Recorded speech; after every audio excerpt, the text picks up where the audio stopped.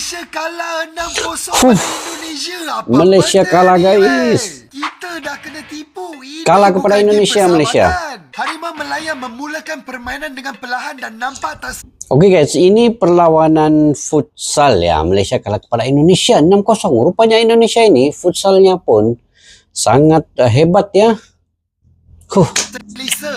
Mungkin disebabkan suasana stadium yang penuh dengan fans Garuda. Belum sempat kita 6-0 guys, 6-0. mencetak gol pertama. Bertubi-tubi Indonesia menyerang sampai mereka boleh mencetak 4 gol dalam babak pertama 4 gol di babak yang pertama. Dan tak nampak confident. Gila Indonesia ni. Memegang permainan. Garuda main dengan sistematik dan menggerakkan bola dengan mudah mengelilingi pemain Harimau Melaya. Setiap pergerakan mereka nampak bahaya. Bayangkan di akhir babak pertama Indonesia sudah ada 22 shots berbanding Malaysia yang hanya ada 8 shots. Masuk babak kedua Malaysia main dengan lebih baik sedikit lah tapi dah terlewat. Kesilapan mereka telah memberi 2 lagi gol mudah kepada Indonesia. Man of the match tak lain tak bukan Evan Semelina yang mendapat hat-trick. Wahai sang Garuda, tolonglah lain kali game friendly cetak 1 atau 2 gol dah cukup.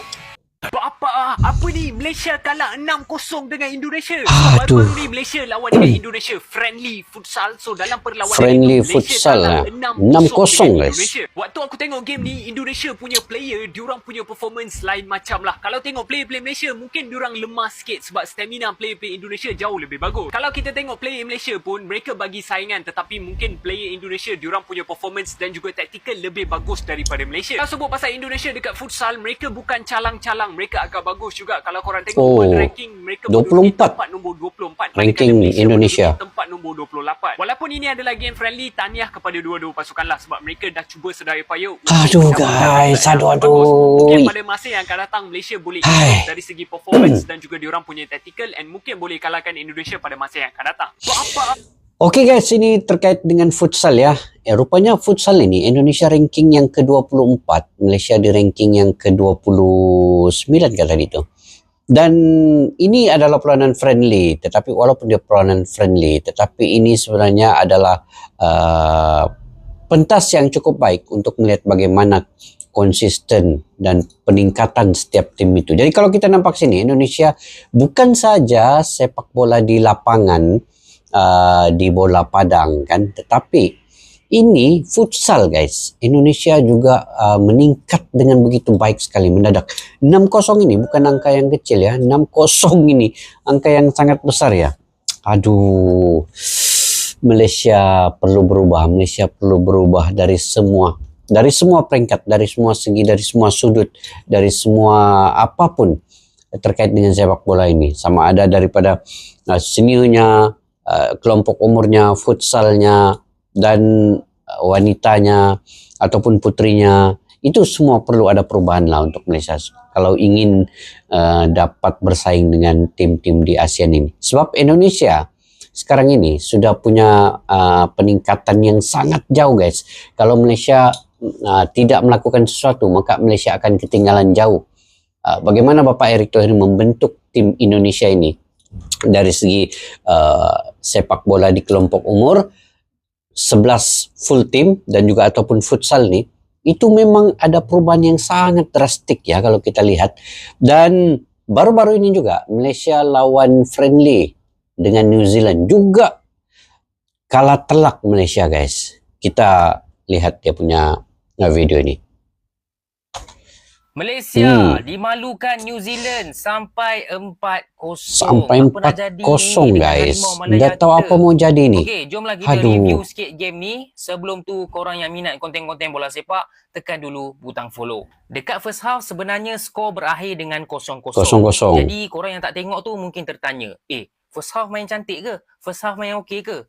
Tak pun, barai nak mampus macam main bola kampung. Aduh.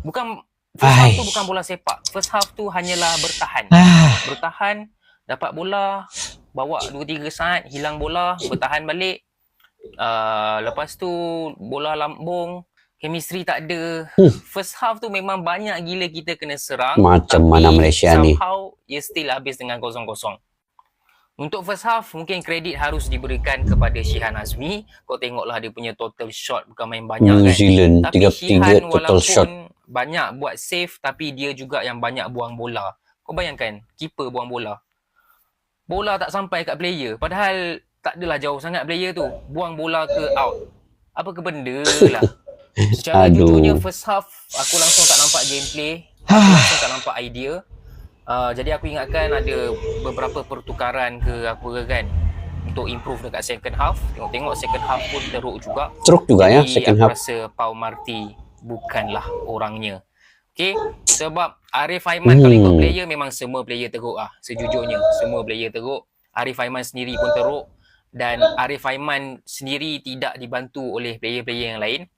Kau ada player macam Arif Aiman, sepatutnya sistem tu membantulah Arif Aiman. Ini kau isolate dia seorang-seorang kat belah kanan, kau lebih tumpu kepada belah kiri. Belah kiri, Corbin Ong. How many times I want to say this? Corbin Ong is so finished, man. Naik pandai, turun hanyut. Okay, dah tua. Umur dah berapa? 33. Aduh. Tak payahlah main untuk Malaysia lagi. Tak boleh. Corbin Ong tak boleh. Bila Akhil Rashid jadi antara player yang perform, player yang bersungguh dalam game kali ni, kau tahu memang seluruh tim tu barai. Okay. Siapa lagi yang barai? Endrick. Okay, first goal tu hasil daripada Endrick. Punca. Kau tahulah, kalau korang biasa main bola, korang mesti tahu kan, kalau terlepas bola ke, kita buat-buat injure, buat-buat sakit. Padahal kau punca. Endrick memang punca lah untuk gol pertama. Dia sebab bila dah bolos kali tu, memang is very easy lah untuk bolos banyak kali kan. Apa-apa pun ini adalah satu jadual antarabangsa yang gagal daripada FM.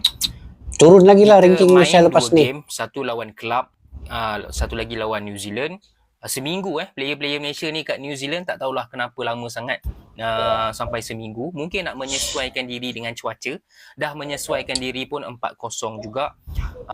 Aku tak tahulah, I have no words.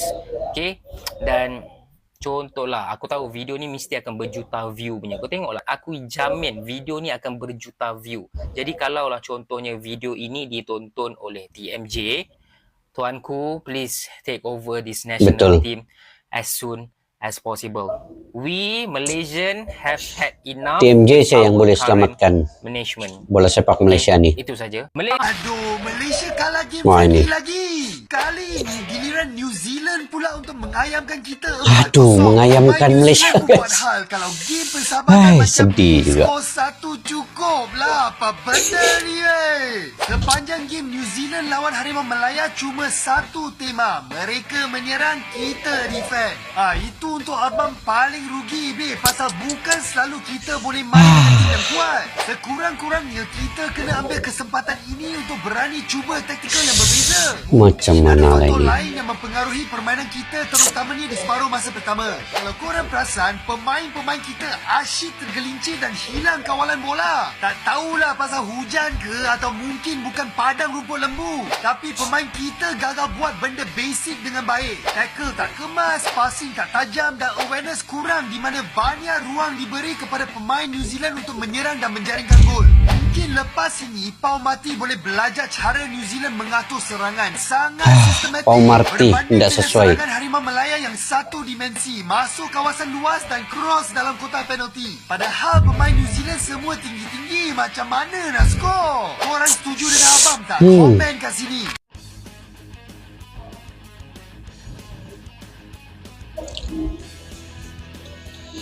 Okey guys, itulah musibah kepada bola sepak Malaysia.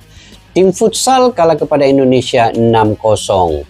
Tim senior pula kalah kepada New Zealand, bermain di New Zealand 4-0 guys.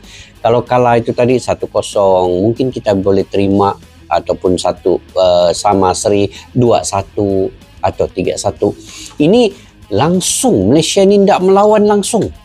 Dengan kekalahan 6-0 kepada Indonesia, 4-0 kepada New Zealand, walaupun ini friendly dan walaupun futsal yang kalah kepada Indonesia itu, tapi ini mencerminkan bahawa sepak bola Indonesia ataupun bola sepak Malaysia ini perlu perubahan secara menyeluruh. Saya setuju dengan influencer yang cakap tadi, netizen Malaysia ini bagi tahu kena TMJ ataupun Tengku Mahkota Johor ini mengambil alih tim bola sepak Malaysia ini, barulah Malaysia ni boleh maju ke depan. Saya pasti kalau TMJ atau Tengku Mahkota Johor ini yang akan mengambil alih bola sepak Malaysia secara keseluruhannya ya, tanpa diganggu gugat oleh mana-mana pihak, insya-Allah Malaysia akan seiring dengan Indonesia. Sekarang ini Indonesia jauh meninggalkan Malaysia. Memang jauh guys, memang jauh. Ini secara realitasnya. Saya bercakap ini secara realitas dan juga di atas faktanya. Kita nampak itu kekalahan 6-0. Ini belum lagi, itu baru futsal ya. Belum lagi main bola sepak di lapangan yang 11 orang ini. Tim senior lawan tim senior Indonesia. Contohlah tim senior Malaysia lawan tim senior Indonesia. Mungkin 5-0 Malaysia kena belasah oleh Indonesia ini. Jadi kalau kita melihat kepada perjuangan tim Malaysia ini selepas pemecatan ataupun selepas Kim Panggun ini tidak lagi berada di Malaysia ataupun tidak lagi menjadi pelatih kepada Malaysia, digantikan oleh Pau Marti, seorang rakyat jurulatih atau pelatih daripada Spanyol. Ini mungkin kesesuaian tidak dapat dilakukan untuk pemain-pemain, dan chemistry itu memang tidak berlaku ya untuk pemain Malaysia. Walaupun Malaysia punya pemain yang kira berkelas juga macam Arif Aiman, Akhar Yasid dan lain-lain, tetapi dari segi taktikal, mungkin dari segi strategi, dari segi formasi itu mungkin ada perlu lebih tersusun. Malaysia main ini macam malas kejar bola, malas bagi pressing kepada lawan. Dia hanya berdiri menunggu bola dan kalau terlepas malas untuk kejar. Betul apa yang dikatakan oleh netizen ini tadi. Jadi ini antara yang perlu ada perubahan lah untuk Malaysia. Kalau Malaysia ingin mencapai satu tahap seperti mana Indonesia. Jadi perlu ada perubahan drastik. Perlu ada perubahan secara keseluruhan daripada manajemen sampailah ke bawah. InsyaAllah Malaysia akan lebih baik selepas ini, mudah-mudahan guys. Jadi sampai di situ saja video pada kali ini. Mungkin kalian punya pendapat sendiri, kalian boleh komentar di ruang kolom di bawah. Sampai kita jumpa lagi di video yang akan datang. Assalamualaikum warahmatullahi wabarakatuh. Bye bye. Askalana Studio untuk kita channel yang bereaksi tentang apapun yang ada di Indonesia, channel YouTube dari Malaysia di Askalani Studio. Jika mau tahu tentang Indonesia, ayo like and subscribe channel kami Askalani Studio.